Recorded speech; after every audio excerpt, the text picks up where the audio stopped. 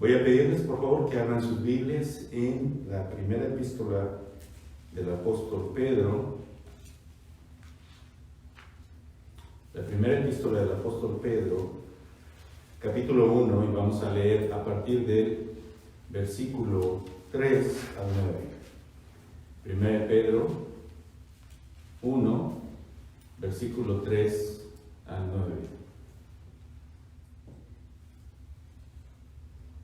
Dice la palabra de Dios: bendito el Dios y Padre de nuestro Señor Jesucristo, que según su grande misericordia nos hizo renacer para una esperanza viva, por la resurrección de Jesucristo de los muertos, para una herencia incorruptible, incontaminada e inmarcesible, reservada en los cielos para vosotros, que sois guardados por el poder de Dios, mediante la fe, para alcanzar la salvación, que está preparada para ser manifestada en el tiempo postrero, en lo cual vosotros os alegráis, aunque ahora por un poco de tiempo, si es necesario, tengáis que ser afligidos en diversas pruebas, para que sometida a prueba vuestra fe, mucho más preciosa que el oro, el cual, aunque perecedero, se prueba con fuego, sea hallada en alabanza, gloria y honra, cuando sea manifestado Jesucristo, a quien amáis sin haberle visto, en quien creyendo, aunque ahora no lo veáis, os alegráis con gozo inefable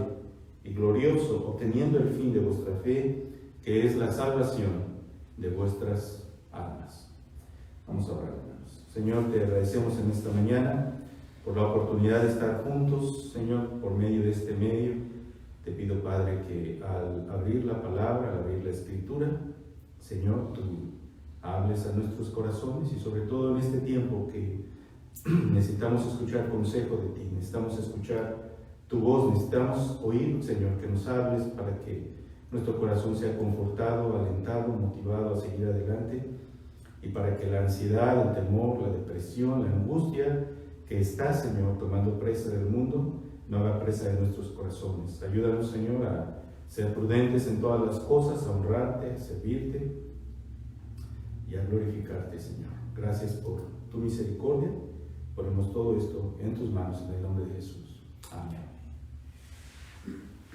Muy bien, vamos a comenzar. Ven a ajustar la cámara, por favor. Sí. Vamos a comenzar. La situación, hermanos, que ustedes conocen y saben, es una situación complicada. Realmente estamos en medio de un tiempo complicado, un tiempo difícil. Estamos en un tiempo en que hay mucho temor, hay mucha angustia, hay mucha aflicción, hay mucha ansiedad. Mucho de esto es causado por sentimientos de temor y de histeria de parte de las personas. Y la realidad es que la situación es complicada. La realidad es que es una situación difícil, no es una situación como algo que hemos experimentado nunca, ni siquiera en la historia del país, ni siquiera en la historia de nuestra vida. Creo que nunca hemos enfrentado algo como lo que está ocurriendo el día de hoy. ¿Sí? Gracias, hermanos. Para acá, para que los pueda ver que están de este lado. Muy bien, gracias. Nunca hemos experimentado algo como lo que ha ocurrido, lo que está ocurriendo hoy. Así que la situación es realmente complicada, hermanos. Sería incorrecto pararnos y decir, oh, no está pasando nada. Tener esa actitud y pensar y decir, nada está ocurriendo y todo está muy bien, es una actitud irresponsable. ¿Sí? La realidad es que hay una situación muy seria, y es seria, es real.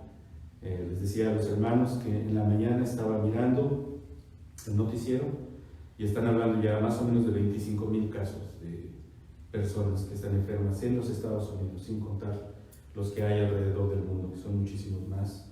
Van aproximadamente unos 300 muertos ya en los Estados Unidos. Y esto, hermanos, es algo que va a seguir avanzando. Es decir, va a llevar un curso según el desarrollo del ciclo de vida del virus y va a progresar. Y eso va a significar que mucha más gente va a enfermar y probablemente gente va a morir. La situación es seria. Se los digo no para que se llenen, y les he dicho esto en otras ocasiones, los dos extremos en que muchas veces la gente responde a esta situación. En un extremo, muchas veces las personas se salen del temor y se van a la ansiedad, al extremo de la completa ansiedad, de caer en depresión, de pensar que van a morir y que todo va a estar mal. No podemos llegar, como creyentes no podemos ir a ese extremo, pero tampoco debemos estar en el otro extremo, en el extremo de pensar que nada va a pasar, todo está bien, todo es perfecto, ¿no? O incluso la idea de que Dios me va a proteger. Es cierto que está la promesa, y ahorita vamos a hablar un poquito sobre eso, de que el Señor nos va a guardar, pero recuerde que también vamos a experimentar pruebas y van a venir situaciones. Así que ninguna de estas dos actitudes son correctas. El creyente tiene que ser sobrio, tiene que mantenerse estable, tiene que entender las circunstancias, tiene que ser prudente, tiene que mirar la realidad de lo que está ocurriendo, ¿sí? Y en medio de esa realidad tomar las mejores decisiones, ser prudente, actuar con cuidado. Así que en cuanto a las cuestiones prácticas, les he dicho en otras ocasiones y les sigo insistiendo, por favor sean muy cuidadosos, ¿sí? Tomen las precauciones necesarias, no se expongan de manera innecesaria, ¿sí? Porque no deseamos que ninguno de nuestros hermanos se vea envuelto en una situación así. Y es nuestra oración que eso no pase, y hemos estado orando por ustedes. Pero mire, el consejo del apóstol Pedro en esta mañana es muy a propósito, es muy interesante. La palabra de Dios siempre es relevante. Esto significa que la palabra de Dios siempre tiene un consejo para nosotros en medio de toda situación. Y el apóstol Pedro escribió esta carta, mis hermanos, para animar a creyentes que estaban sufriendo persecución, es decir, creyentes que estaban siendo afligidos. Se piensa que Pedro escribió esta carta por ahí de la década número 6, en los años 66, 67, por ahí, y se piensa que el apóstol Pedro escribió la carta desde la ciudad de Roma. En ese tiempo, en Roma había un emperador que odiaba a los cristianos, el emperador Nerón, quien mandó quemar la ciudad de Roma y culpó a la gente cristiana. Y los cristianos comenzaron a experimentar persecución en Roma y en todos los lugares que estaban siendo dominados por Roma. Ahora Pedro está escribiendo la carta a creyentes que se encuentran en Asia. Si usted ve el versículo 1, dice: Pedro, apóstol de Jesucristo, a los expatriados de la dispersión en el Ponto, Galacia, Capadocia, Asia y Bitinia. Estas son regiones en el norte de Asia, lo que es actualmente Turquía, en esa área, Asia Menor, que conocemos en el estudio del Nuevo Testamento. Así que él está escribiendo a esas personas, y la pregunta es: ¿estaban ellos bajo la persecución romana contra los cristianos, que de alguna manera se diseminó a través de todo el imperio romano, o estaban ellos siendo perseguidos por autoridades locales? Cualquiera de estas dos realidades pueden encajar bien en lo que el apóstol tiene aquí en mente. La exhortación es: ellos están sufriendo, están siendo acusados falsamente. De hecho, Pedro habla de que si algunos les acusa como de malhechores o les acusa como de personas que hacen mal, ¿verdad?, que acepten ese sufrimiento como algo que viene de parte de Dios. Y entonces los creyentes tienen esta experiencia, están viviendo esta experiencia de persecución. Ahora usted puede decir: bueno, la persecución a causa de la creencia en el Evangelio no se compara a lo que está ocurriendo hoy. Pero yo quisiera hacer una analogía y les voy a poner un ejemplo en el Antiguo Testamento. ¿Sí? Cuando el rey David en el Antiguo Testamento hizo un censo, lo hizo en contra del propósito y la voluntad de Dios. Parte de ese pecado, que es claro, que David cometió, ¿sí?, tiene que ver con el censo, tiene que ver con confiar en las cosas materiales, en el poder. El censo se hace para saber cuántos guerreros tienes, cuánto poderío militar tienes. Y la idea es, de parte de Dios, es: no confíes en el poderío militar que tienes, confía en mí. Pero David se mueve a hacer el censo.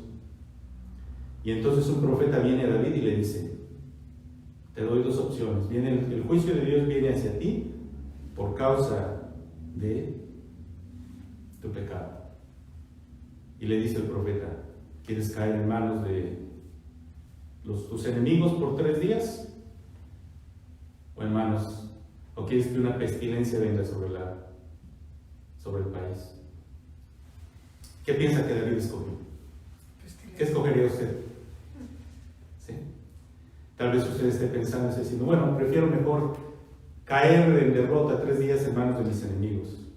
Pero eso no fue lo que David escogió. David lo escogió la pestilencia. ¿Sabe por qué? Porque David dijo, es mejor caer en las manos de Dios que en las manos de los hombres. Porque Dios es movido a misericordia, mientras los hombres no. Entonces es cierto, nosotros ahorita estamos en las manos de Dios. ¿Sí? Esta pestilencia que está ocurriendo en el mundo es una manifestación de la voluntad de Dios. Usted debe entenderlo, por favor, comprenda esto, no deseche otro tipo de pensamientos, no piense que esto es algo como que a Dios se le salió del control y Él está preocupado y viendo a ver cómo puede resolver, y Dios está tan preocupado como nosotros. No, hermanos, nuestro Dios no es así. El Dios en el que nosotros creemos ha establecido y ha decretado bajo su soberanía y su autoridad que las cosas van a ocurrir de esta manera. Y gracias a Dios que nosotros estamos en las manos de Él, porque Él es un ser misericordioso y no estamos en las manos de los hombres.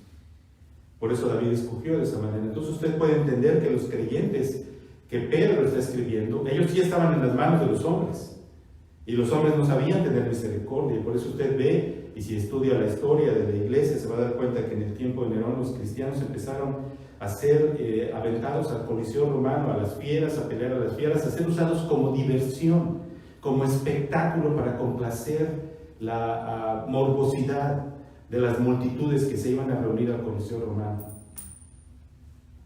Y usted puede ver que el hombre no tiene misericordia, pero Dios es misericordioso.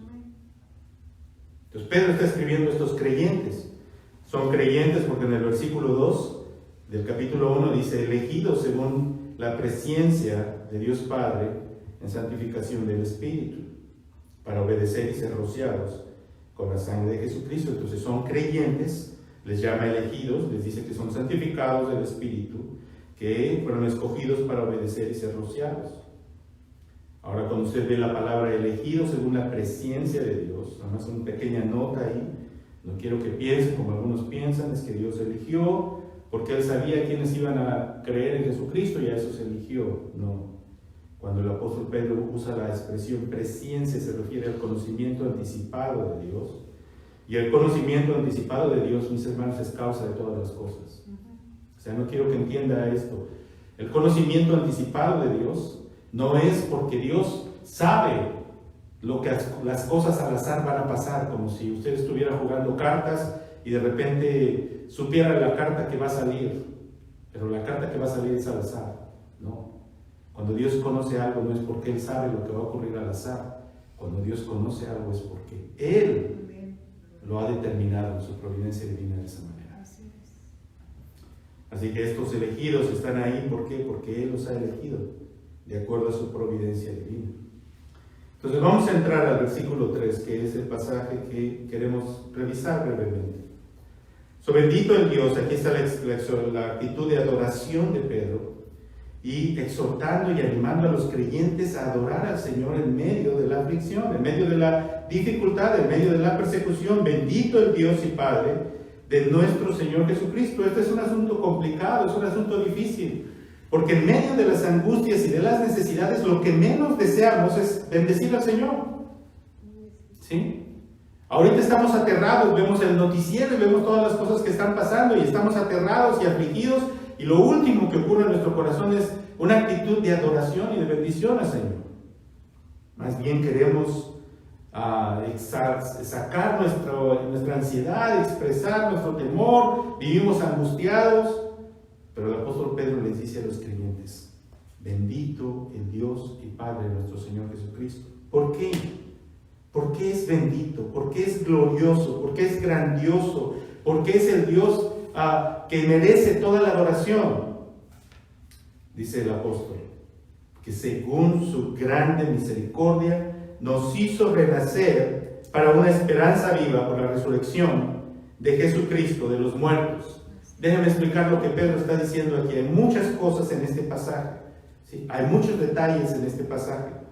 En primer lugar, la misericordia de Dios es una actitud de gracia para sus elegidos, para aquellos que Él ha llamado ¿sí? Y ha manifestado su misericordia, una actitud de gracia. No es algo que nosotros recibimos porque lo merecemos, es simple y sencillamente la actitud misericordiosa de Dios para con nosotros. Y a través de esa misericordia que Él nos mostró cuando nosotros no la merecíamos, porque éramos pecadores vendidos a nuestro pecado, recuerde siempre esta cuestión: nosotros, ¿qué merecemos de parte de Dios? Nosotros merecemos condenación. Por eso la semana pasada les dije en el sermón, la pregunta no es ¿por qué Dios está permitiendo que mucha gente inocente muera? Esta es una pregunta equivocada, no es la pregunta correcta. No existe tal cosa como personas que son inocentes. Todos somos pecadores, ¿sí? Y si vivimos es por la misericordia y la gracia de Dios. Pero en este pasaje Pedro no solamente está hablando de nuestra vida física como ahora vivimos, sino está hablando, mis hermanos, acerca de la misericordia con la que Él nos dio una esperanza viva. Siendo pecadores no merecedores de su gracia y de su bondad, nos hizo renacer. Sin ser merecedores, sin ser mejores que otros, no porque somos mejores que otros, no porque somos más obedientes, no porque hay algo especial en nosotros, simple y sencillamente por el puro afecto de su gracia. ¿Sí? ¿Y qué fue lo que hizo? Nos hizo renacer. Piensa en esa palabra, renacer. Los teólogos le llaman regeneración, el libro de Juan le llama el nuevo nacimiento. ¿Sí? Nos hizo renacer. ¿Para qué? Para una esperanza viva. Ok. Nos hizo renacer para una esperanza viva. La palabra renacer es una referencia al nuevo nacimiento, a la obra de Dios a través de la cual Él opera en el corazón de personas pecaminosas y les da nueva vida. Los trae de la muerte a la vida de manera espiritual. Y esa vida que Él produce en nosotros se ha de manifestar en la salvación. Es una actitud, una obra espiritual, sobrenatural que el Señor hace en el corazón de personas pecaminosas que no quieren obedecerle, que no quieren seguirle, pero que Él en su misericordia opera esta operación, esta cirugía divina en sus corazones para cambiarles y llevarles a Él. Pero dice, nos hizo renacer para una esperanza viva. Esperanza viva, el griego dice una esperanza viviente, una esperanza que está continuamente viva. ¿Qué quiere decir esto, mis hermanos? La esperanza de vida. ¿Sí? La esperanza que es imposible de destruir. La esperanza de aquello que todo mundo desea y que todo mundo busca. La gente hoy está en temor y en angustia porque temen perder la vida. Porque la vida lo es todo. Sin la vida no hay nada. En el momento que una persona muere y sale de este mundo, ha perdido todo, ha dejado de existir. ¿Sí? La vida lo es todo. Sin vida no hay nada. Y el apóstol Pedro dice, Él nos hizo renacer. Recuerda quién está hablando. ¿A quién está hablando? A cristianos que están muriendo tras la persecución. Y les está diciendo, ustedes que están muriendo tras la persecución, bajo la inmisericordia de las autoridades de la tiranía humana, ustedes tienen una esperanza que está viviendo, una esperanza que nada la puede destruir, una esperanza viva. Y esta esperanza de gloria, esta esperanza de salvación, esta esperanza de bendición, ha sido hecho posible. Voy a regresar a la esperanza, déjenme ir a la razón por la que usted y yo podemos tener esta esperanza. Esta esperanza fue hecha posible por la resurrección de nuestro Señor de los muertos. Déjenme explicarle de nuevo el Evangelio. ¿Qué es el Evangelio? El Evangelio es, cuando yo era un pecador, perdido bajo mis pecados, mi Señor vino a este mundo, tomó la forma de hombre, para sufrir las mismas debilidades que yo tengo. Vivió una vida perfecta. Habiendo vivido una vida perfecta, fue a la cruz. Y en la cruz, sin merecerlo, sufrió. Y sufrió el castigo que Él no merecía. Sufrió el castigo que yo merecía, que usted merecía. Y lo abrazó voluntariamente. ¿Sí? Abrazó el sufrimiento voluntariamente para experimentar en su carne, como usted y como yo, el dolor, la angustia, la aflicción. Y cuando fue a esa cruz, en esa cruz, sufrió el oprobio, los hombres lo rechazaron, lo maltrataron, lo maldijeron, aún estando en su agonía le seguían maldiciendo y lo seguían retando. Murió como el peor de los criminales. Pero lo más terrible de la cruz es enfrentar el juicio de Dios contra nosotros, y Él enfrentó ese juicio. Y después en la cruz dijo, consumado es. Y habiendo dicho consumado es, significa, Él pagó por nosotros, la obra estaba hecha. Ahora, a través de esa muerte, ese sacrificio que había sido grato delante de Dios, que había sido aceptado delante de Dios para sustituirle a usted y a mí, Dios manifiesta cómo a Él se había complacido tanto con este sacrificio, resucitando al Señor Jesucristo el tercer día. Y Él se levanta. Y en la resurrección, Jesús está derrotando a los enemigos nuestros, que son el pecado, Satanás y la muerte.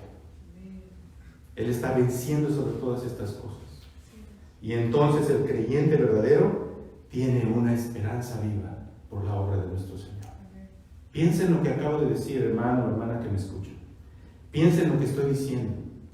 El Dios en el que creemos es un Dios poderoso, soberano, creador de todas las cosas, pero que vino a este mundo a experimentar el dolor como usted y como yo lo experimentamos.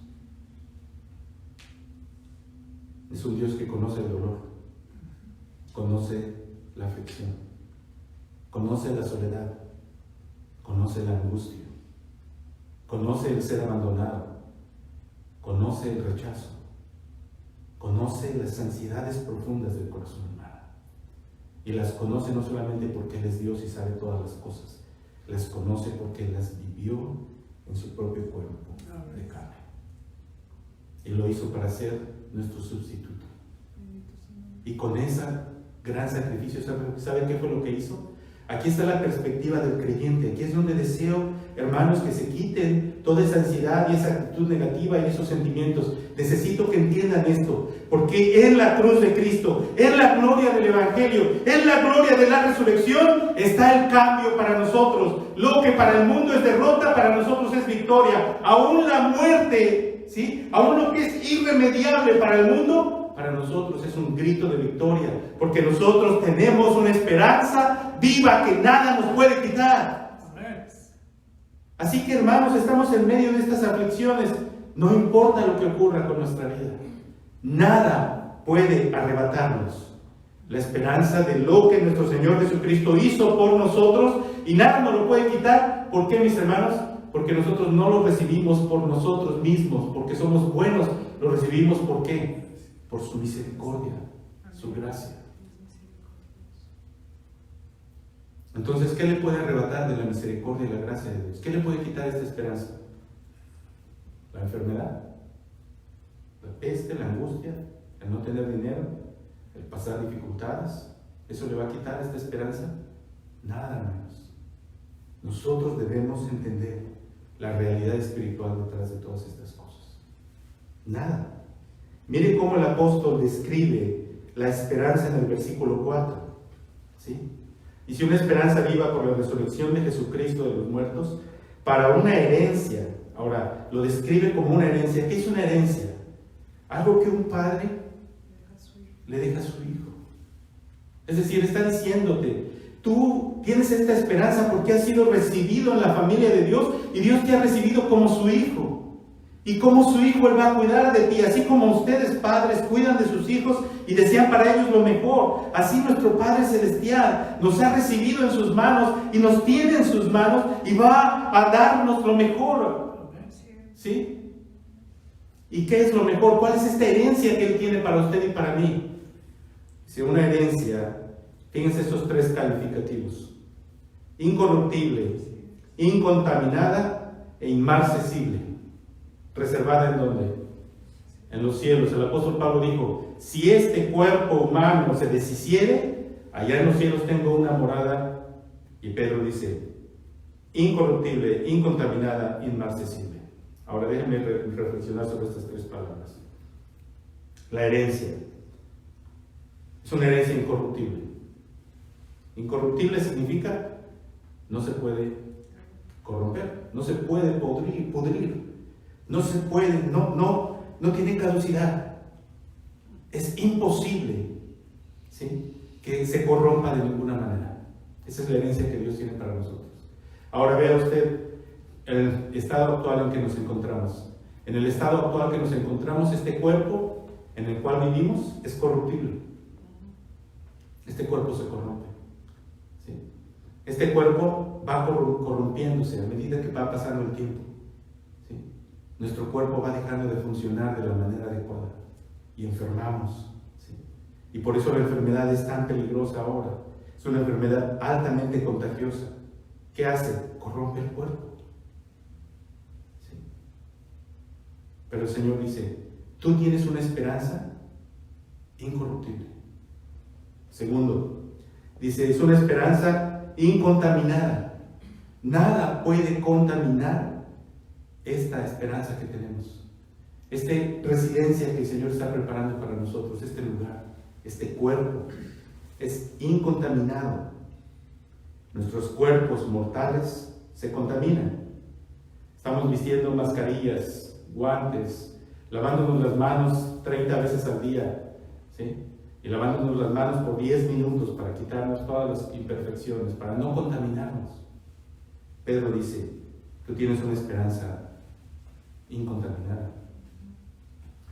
También dice inmarcesible. La palabra inmarcesible significa que no se marchita. Así que la herencia que tenemos de parte de Dios es una herencia que no se marchita, que no pasa. Es una herencia que perdura para siempre, que es inacabable, ¿sí?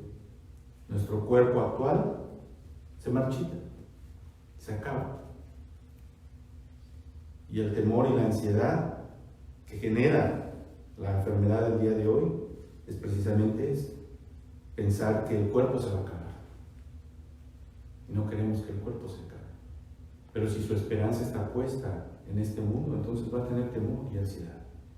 Pero para aquellos que entendemos la esperanza que tenemos, no importa si el cuerpo se acaba. Si el cuerpo se acaba, tenemos una esperanza que prevalece por encima de todo. En el versículo 5, Pedro empieza a hablar acerca de cómo nosotros, teniendo esta esperanza gloriosa, enfrentamos el día a día, la vida diaria.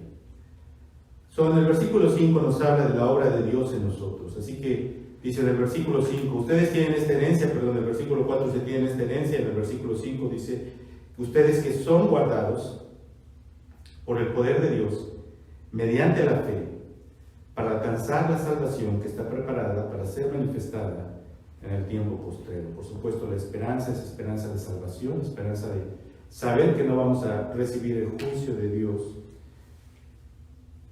Pero ¿qué nos guarda? Nos guarda la fe. Y la fe es infundida en nosotros a través del poder de Dios. Sois guardados por el poder de Dios mediante la fe. Ahora, la fe siempre es una palabra muy manoseada, muy usada, pero la pregunta siempre, lo que es muy difícil es definir lo que es. ¿Qué es la fe? El libro de Hebreos nos dice en el capítulo 11, versículo 1, déjenme leérselos. Dice, pues la fe,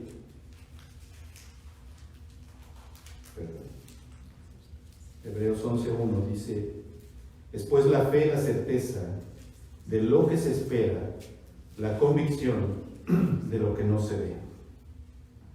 La certeza de lo que se espera, la convicción de lo que no se ve.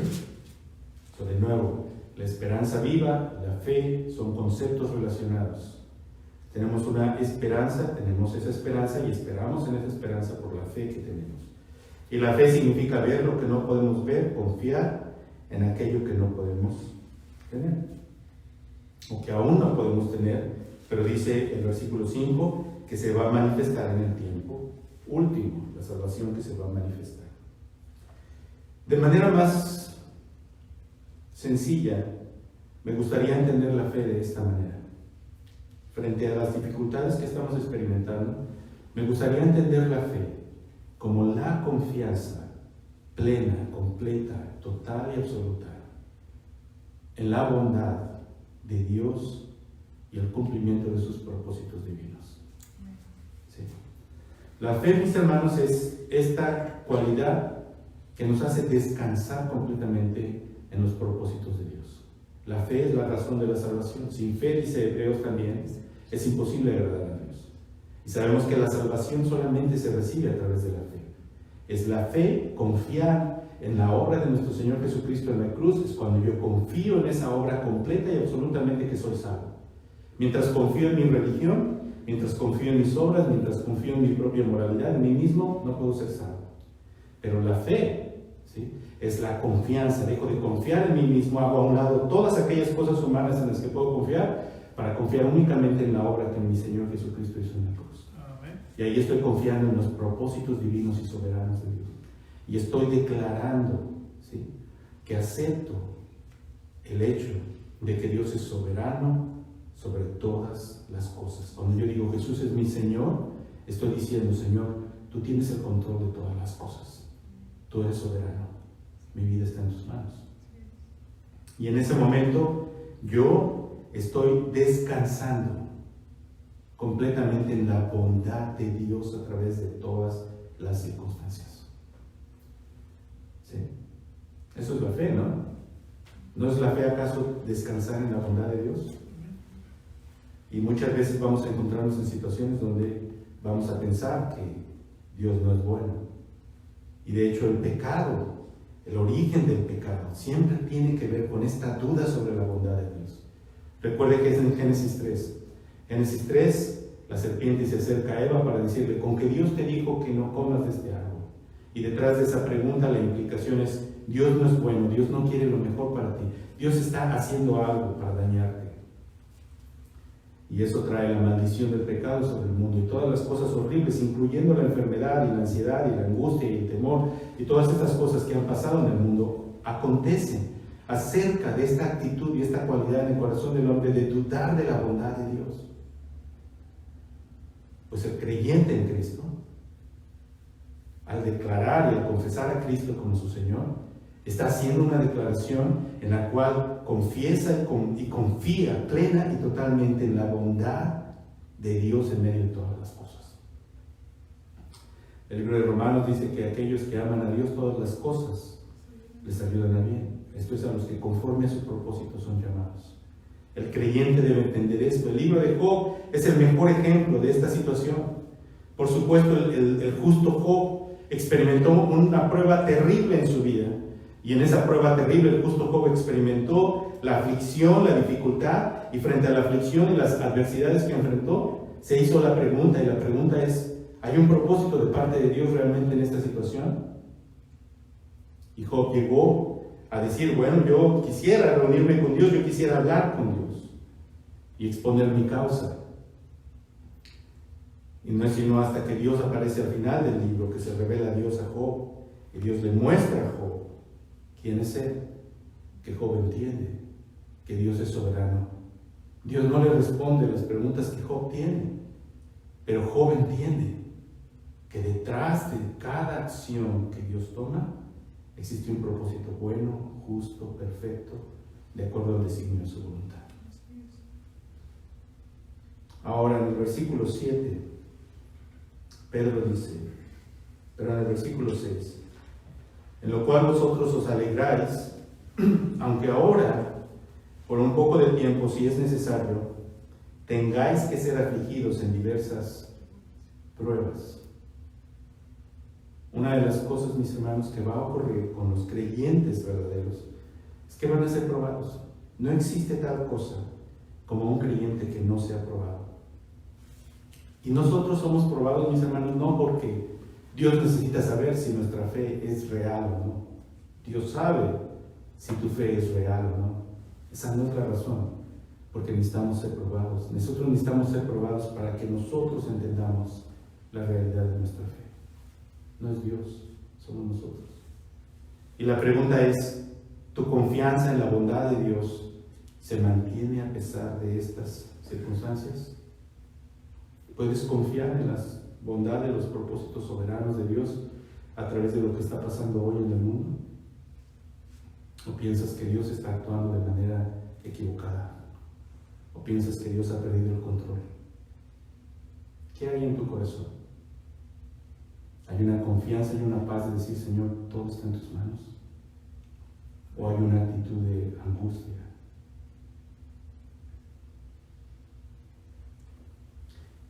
Dice aquí, aunque por un poco de tiempo, si es necesario, tengáis que ser afligidos en diversas pruebas. ¿Ves esa palabra, afligidos? Significa angustiados, significa sufrir. Y sí, es necesario que suframos. Es necesario que pasemos por estas cosas. Es necesario que pasemos y que atravesemos estas situaciones. ¿Por qué, mis hermanos? ¿Por qué es necesario esto? ¿Por qué el apóstol está hablando de que es necesario que padezcamos estas cosas? Y podríamos decir, bueno, Señor, si tú ya nos perdonaste por tu misericordia y nos salvaste, pues ya haz que todas las cosas estén bien en nosotros, haz que todo funcione bien, haz que tengamos todo, ¿sí? Haz que siempre tengamos comida, que siempre estemos saludables, que no haya problemas, que estemos bien, que todo sea maravilloso. Y algunas personas predican eso, algunas iglesias predican eso, algunas iglesias predican que si usted le pide a Dios, Dios le va a dar todo lo que quiera. Pero los apóstoles nunca creyeron así. Pedro aquí está diciendo, si usted es un verdadero creyente, ¿qué va a pasar? Va a experimentar aflicción. Y es necesario. Además, Pedro está diciendo, esto es necesario, es absolutamente y completamente necesario que usted y yo pasemos a través de estas aflicciones. ¿Por qué? Versículo 7. Para que sometida a prueba vuestra fe, mucho más preciosa que el oro, el cual, aunque perecedero, se prueba con fuego, sea hallada en alabanza, gloria y honra cuando sea manifestado Jesucristo. El Señor está perfeccionando nuestra fe. Si tu fe es real, Él está perfeccionando. ¿Qué significa esto? Significa, mis hermanos, que nuestra fe a veces es muy pequeña y nuestra fe necesita crecer. ¿Qué es la fe? La confianza completa y total en la soberanía, en la bondad de Dios en medio de todos sus propósitos soberanos. Y ahora nosotros fácilmente declaramos y decimos, si yo le pregunto a usted, ¿usted tiene fe? Usted va a decir, sí, hermano, yo tengo fe, yo confío en el Señor. Pero ¿cuándo se manifiesta realmente si tenemos fe? Cuando estamos en las pruebas, cuando enfrentamos situaciones de este tipo. Ahí es donde verdaderamente se manifiesta si tenemos o no tenemos fe. Y entonces, en esa medio de sus pruebas, sale a la luz realmente la realidad de nuestra fe. Ahí es donde realmente somos probados y ahí es donde realmente manifestamos si nuestra fe es genuina o no. La fe, mis hermanos, es aprender a depender de Dios. No existe tal cosa como un hombre o una mujer espiritual a través de toda la Biblia que no haya tenido que aprender a confiar y a depender de Dios en momentos difíciles. Vaya a través de toda la Biblia, encuentre cualquier personaje. Estamos leyendo en el libro de Génesis la historia de José. Y José comenzó su vida, ¿sí?, con mucha, ¿cómo se dice?, esperanza. Pensaba que su vida iba a ser de gran prosperidad, ¿sí? Y lo fue. Su vida fue de gran prosperidad, pero no en la manera que él pensaba, ¿cierto? ¿Por qué razón? Porque él tuvo un sueño y dijo, ustedes, mis hermanos y mis padres, se van a inclinar hacia mí. ¿Y qué hicieron los hermanos? Tuvieron odio de él y dijeron, ¿qué cree, no? Y cuando tuvieron la oportunidad, estaban a solas con él, ¿qué hicieron? Querían matarlo, finalmente decidieron venderlo como esclavo. Y José se fue como esclavo a Egipto. Y estando en la esclavitud en Egipto, Dios lo prospera. Como esclavo Dios lo prospera. Pero ¿qué ocurre? Es acusado falsamente. Otra vez, ¿te imaginas que esa es la vida de una persona que dices, José podría decir, yo he confiado en Dios, ¿por qué me vendieron mis hermanos como esclavo? ¿No? O a lo mejor ya pasaste esa cosa amarga, ya te vendieron como esclavo, pero ya estás en Egipto, ya otra vez te levantaste porque el Señor bendijo tu trabajo y ahora todo está bien, y de repente viene una acusación falsa y terminas en la cárcel. Y José podría haber dicho, ¿por qué ahora estoy aquí en la cárcel? Dios, ¿por qué me tienes otra vez aquí? Pero José no hizo eso. estaba lleno de esperanzas de que Dios iba a hacer algo grande con su vida, pero Dios iba a tratar con él porque Dios tenía que enseñarle a José a depender de él. Y José, estando en la cárcel, finalmente termina Dios levantándolo. Cuando él adivina el sueño del faraón, José se convierte en el hombre más importante en Egipto y Dios lo pone en el segundo lugar de la nación más poderosa. De ser un esclavo que sus hermanos lo vendieron, José llega a ser el segundo en la nación. Amén. ¿Y con qué propósito? ¿Para qué? Para preservar a la nación, porque venían tiempos de hambre. Dios estaba usando la vida de este joven arrogante, y le estaba enseñando a qué? A ser humilde y a depender de él y a tener confianza en él. Y José, a través de su vida, aprendió eso. Y qué gloria fue la vida de José, que cuando José estaba en esta posición de autoridad y vio a sus hermanos, José no dijo: mis hermanos me hicieron esto, ahora me la van a pagar. ¿Verdad que él no hizo eso? ¿Sabe lo que José dijo? Cuando su padre murió y sus hermanos vinieron y le dijeron: mira, José, sus hermanos tenían temor de él, pensaban que José se iba a vengar de ellos ahora que su padre había muerto. Y vinieron y le contaron una historia falsa y le dijeron: mira, antes de morir tu padre nos dijo que te pidamos perdón y aquí estamos, somos tus siervos. ¿Y saben lo que José dijo? José dijo: ustedes intentaron hacer mal, pero Dios lo volvió en bien. Queridos hermanos, esto que José dijo, esta declaración que José hizo, cuando él dijo: ustedes lo intentaron para mal, pero Dios lo volvió en bien, es algo que una persona de fe puede solamente decir y solamente se puede aprender cuando has pasado a través de las pruebas. No puedes hacer esa declaración con total confianza y con total entendimiento en tu vida, a menos de que hayas estado en necesidad y hayas visto la mano de Dios obrando en tu vida en medio de las dificultades.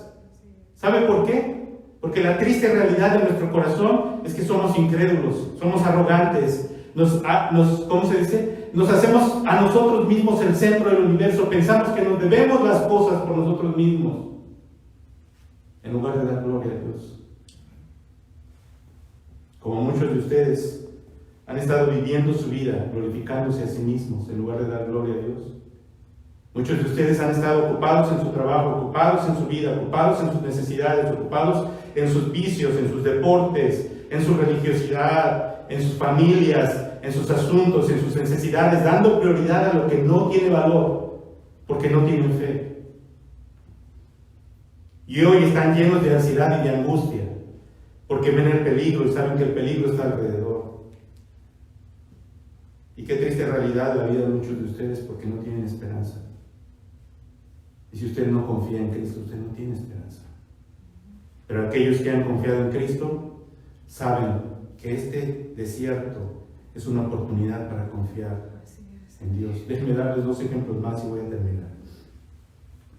La idea es que la fe va a ser puesta a prueba, sometida a prueba vuestra fe, mucho más preciosa que el oro. ¿Cómo se prueba el oro? ¿Cómo se purifica el oro?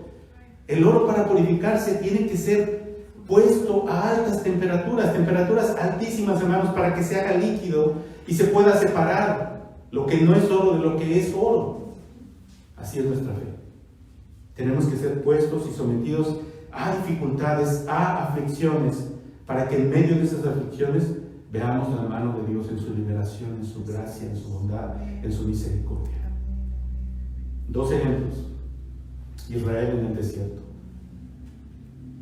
Israel en el desierto fue puesto después de la gran liberación con la cual Dios los sacó de Egipto. Dios trajo plagas tremendas para liberar al pueblo de la esclavitud. Ellos habían sido esclavos en Egipto por más de 400 años y Dios los liberó de una manera milagrosa. ¿Sí? Abrió el mar rojo cuando el ejército egipcio los venía persiguiendo para liberarlos y sacarlos, y estando en el desierto, ¿sí?, los llevó allá y los condujo. ¿Y por qué? ¿Por qué los llevó al desierto? A ver, déjenme preguntarle otra vez. ¿Por qué no? Si habían sido esclavos, si habían sufrido, ¿usted piensa que un esclavo sufre? Por supuesto. Pero lo sacó con gran mano, ¿cierto? Gran poder, gran demostración de gloria. Sobre la pregunta que usted debe hacerse como israelita, si usted ha sido liberado de Egipto, es: ¿puedo confiar en este Dios que nos acaba de liberar de esta manera gloriosa y poderosa? ¿Cierto? Ahora, lo normal es decir, sí, podemos confiar. Imagínate lo que Dios le hizo a los egipcios, lo que Dios puede hacer. Bien. El desierto es el lugar de prueba. So, vamos a ver si la fe de Israel es real o no. ¿Sí? Por supuesto, como dije, a muchos nos gustaría más que cuando el Señor nos libera, nos lleve a un lugar de tranquilidad, las vacaciones, ¿no? Israel hubiese querido que Dios los llevara de las dificultades en Egipto a un lugar de sosiego, ¿sí? Donde todo esté tranquilo. Ahora ese lugar venía, era la tierra prometida. Dios les había dicho: los voy a llevar a la tierra prometida. Pero antes de llegar a la tierra prometida, tienes que pasar por el desierto. ¿Cuál es el propósito del desierto? ¿Por qué pasar por el desierto? ¿Cuál es la razón? ¿Por qué Dios quiere pasarlos por ahí? Por esta razón, mis hermanos. En el desierto, ¿sabes qué hay en el desierto? En el desierto no hay nada. ¿Sí? Entonces, en el desierto, la inteligencia humana, la capacidad del ser humano, el poder, la sabiduría, la inteligencia, la fuerza, de nada te sirven. ¿Por qué razón? Porque cuando estás en medio del desierto y quieres comer, la pregunta es: ¿qué vas a comer? Puedes ser el mejor agricultor del mundo, pero si no hay agua, ¿cómo vas a producir algo para comer? Puedes decir: ok, voy a comer de mis animales, tengo mis animalitos. Y la pregunta es: ¿de qué vas a alimentar a tus animales? ¿Qué les vas a dar de comer a tus animales en el desierto? ¿Sí? Acto seguido, el desierto es un lugar de gran dificultad para vivir. Porque en primer lugar, en el día hace mucho calor. Hay tormentas de, ¿cómo se dice? De arena. Y en la noche hace mucho frío. El desierto es un lugar donde no se puede vivir, donde no se puede estar confortable, donde no existe nada. Pregunta: en medio del desierto, ¿sí? ¿Por qué Dios nos llevó ahí? Porque Dios está tratando de quitarles de su mente una fantasía que existe en el corazón de todos nosotros. ¿Cuál es esa fantasía? La fantasía es que nosotros nos debemos a nosotros mismos. Nosotros estamos en este mundo donde Dios nos provee todas las cosas y creemos que somos nosotros los que causamos nuestro propio bien. Yo soy quien trabajé y me logré todas estas cosas. Dios sacó a Israel al desierto para mostrarles: no eres tú. ¿Quién es el proveedor? El proveedor soy yo. Te voy a llevar a un lugar donde no hay nada, donde tu sabiduría, tu capacidad, tu inteligencia sirve de nada. ¿Sabes en ese lugar tu único recurso cuál es? En ese lugar, en ese desierto, tu único recurso soy yo. Y entonces ellos vinieron con Moisés y le dijeron: Moisés, danos pan. ¿Y sabe lo que Dios hizo? Hizo caer pan del cielo para alimentarles. Y vinieron y dijeron: Moisés, tenemos sed. ¿Y sabe lo que Dios hizo? Le dijo: toca la roca con tu vara. Y Moisés tocó la roca con la vara. ¿Y sabe qué salió? Salió agua. ¿Y sabe qué? Dijeron: tenemos calor. ¿Y sabe lo que Dios hizo? Usó una nube que los siguiera de día para cubrirlos del sol. Y en la noche dijeron: tenemos frío. ¿Y sabe lo que Dios hizo? Usó una lumbrera para que les diera calor. Sus vestidos no envejecieron, su calzado no envejeció, su vida continuó. 40 años en el desierto. La fidelidad de Dios guardando a Israel en el desierto, queridos hermanos, es la muestra clara de que Él es nuestro proveedor. Nuestra vida depende de Él, todo viene de Él. Tú deberías confiar completa, total, absolutamente en Él, porque Él es en quien tu vida se encuentra. Y Israel fue llevado al desierto para entender esta verdad. Tristemente, la historia de Israel nos manifiesta que ellos no lo entendieron. Pero déjame darte un último ejemplo de quien sí lo entendió. En el Nuevo Testamento, lo que Israel no pudo hacer, el Señor lo hizo. El Señor fue llevado al desierto también. Y en el desierto fue puesto 40 días y 40 noches sin comer. Y ahí en el desierto estuvo, en la misma condición que Israel, sin depender de nada, porque no había alimento ni había nada, dependiendo solamente de Dios. Y cuando el tentador vino y le dijo, si eres el Hijo de Dios, di que estas piedras se conviertan en pan, él dijo, no solo de pan vive el hombre, sí, sino de toda palabra que sale de la boca de Dios. La idea detrás de todo esto es: confío completa y total y absolutamente en la voluntad de Dios y en sus propósitos buenos, soberanos y divinos. Que si el propósito de Dios es para que yo muera en este lugar, que así sea. Él es bueno y justo, santo. Queridos hermanos, este tiempo que estamos viviendo es para nosotros la oportunidad de mostrar nuestra confianza en la voluntad de Dios. Yo no sé qué va a pasar, hermanos, pero no tienen que preocuparse por lo que vaya a pasar. Sea que estemos sanos o no, sea que tengamos lo suficiente o no, sea que enfermemos o sea que muramos incluso. Nada puede quitarnos esta esperanza. Ahora, en las próximas semanas voy a hablar, porque el sufrimiento es real. ¿Qué les estoy diciendo? Que no sientan temor, que no tengan ansiedad, que no. El sufrimiento es real. Cuando uno sufre, sufre. Pero tenemos que traer nuestro sufrimiento al Señor. Así que si está angustiado, si está ansioso, si está afligido, si está preocupado, traiga su sufrimiento delante del Señor. Póngalo a Él. Dedique tiempo a la oración. Apague el noticiero que le está dando solamente, ¿sí?, ideas negativas. Busque al Señor en oración.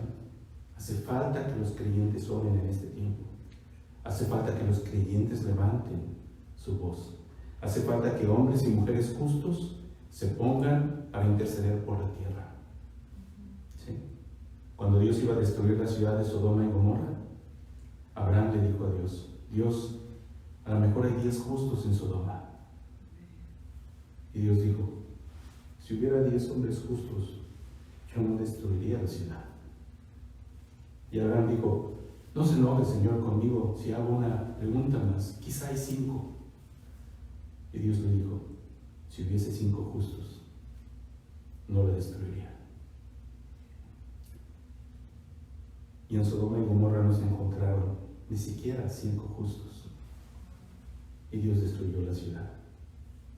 Hace falta que hombres y mujeres, hoy creyentes en Cristo verdaderos, confíen en la completa bondad de Dios en medio de las circunstancias y se dediquen a la oración para interceder por la nación, para interceder por el mundo, para interceder por nuestras comunidades, por nuestras familias, para ponernos en la brecha entre Dios y el pueblo.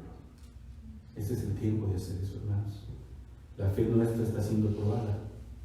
Deje que su fe sea probada. Dios nos está preparando para ser dignos de Él, para recibirnos en su reino, para recibirnos con gloria, ¿sí? Y que nuestra fe sea la manifestación heroica de la gracia de Dios en nosotros, no de nosotros, sino de Él en nosotros, en el sentido de cómo le adoramos y le glorificamos en medio de este tiempo donde la gente está movida por la ansiedad y el temor. Vamos a orar.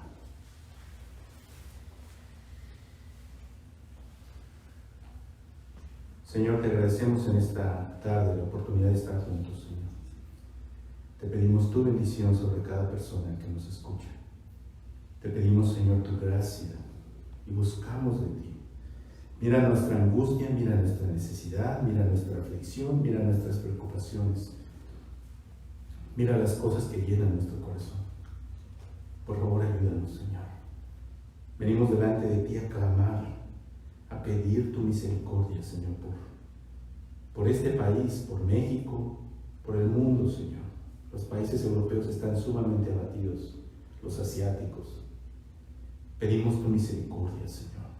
Extiende tu misericordia. Por supuesto, deseamos tu venida y deseamos que tu juicio se manifieste y que la salvación que tú nos has prometido se manifieste, Señor, y que podamos verla, esa salvación gloriosa que no se puede corromper, que es inmarcesible, que no se puede contaminar. Señor, queremos verla, pero en este día, en medio de las situaciones y las circunstancias, pedimos tu misericordia.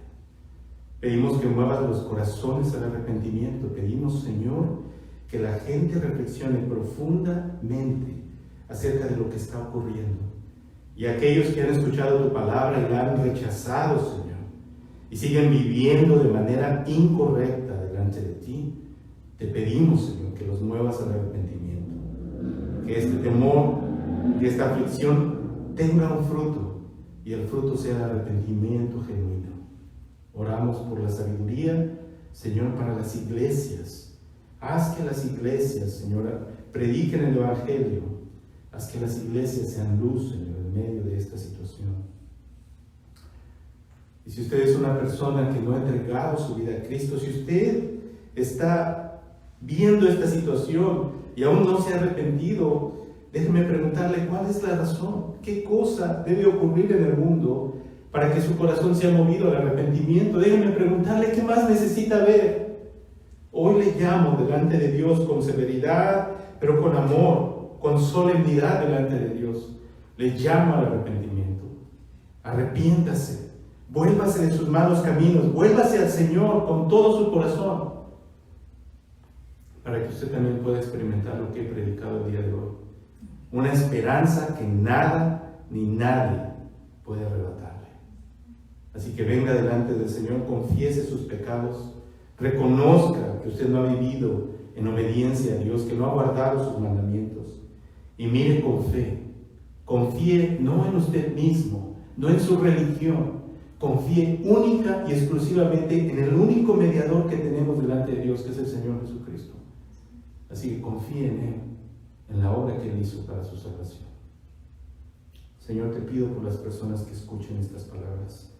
Vuelve los corazones a ti. Haz, Padre, que esta nación se vuelva a ti. Haz que nuestro país, México, se vuelva a ti. Haz, Señor, que tus propósitos divinos y soberanos sean cumplidos, y da a tus hijos, Señor, en este mundo la fortaleza espiritual, la gracia, la sabiduría, Señor, la energía, Señor, y la fortaleza para cumplir el ministerio en tiempos, Señor, de debilidad. Padre, ponemos todo esto en tus manos. Te agradecemos tu bondad, tu misericordia, y pedimos tu protección, y pedimos tu gracia, y pedimos que hagas resplandecer tu rostro sobre nosotros, y tengas misericordia. En el nombre de nuestro Señor Jesús oramos. Amén. Vamos a terminar con un canto, hermanos. Voy a pedir a mis hijos, mi esposa, que pasen, por favor. Hay un canto ahí, hermano, que dice Una esperanza.